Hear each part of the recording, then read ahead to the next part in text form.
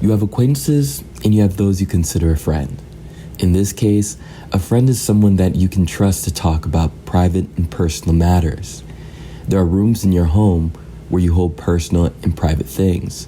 And although you'll invite an acquaintance to your home for a get-together, you wouldn't allow them behind the doors of secrecy. Why?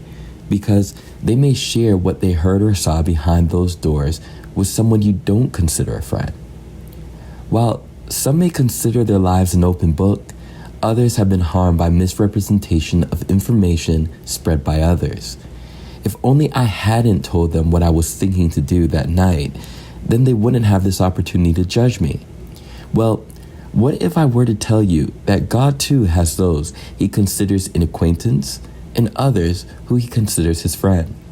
And God has a house, and in his house he has two doors. One door leads to the house of prayer, where everyone is welcome, and the other door is a door of secrecy, where private and personal matters are spoken and heard. People are hasty to become your friend, but do you consider them your friend? Believers often make the mistake of dismissing their own set of values for the sake of others, thus allowing people to make them their friends instead of them choosing who they perceive to be a trustworthy friend. As believers, we have a code of ethics and a code of conduct which we live by, like do what's right, not to judge a matter quickly, to forgive one another, and to love your neighbor as you love yourself. These qualities are a good basis to build any relationship on. But all too often, we as believers have been misled to think that our values we expect others to have are unattainable. But more on that later. The question we need to ask ourselves is, what makes a good friend? In John chapter 15 and verse 12, it states, "This is my commandment, that ye love one another as I have loved you. Greater love has no man than this, that a man lay down his life for his friends."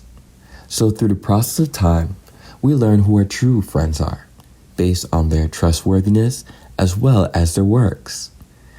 There's confidence in knowing someone's willingness to defend you. And although there are some that may even go as far as to fight for you, they may find it difficult to conceal a private matter. There's many reasons for this occurrence. Said persons may either value drama more than your friendship, or they don't value their lives as much as you thought. Or is it possible that we're placing too much weight on our earthly relationships in hopes of replicating the quintessential relationship found with God?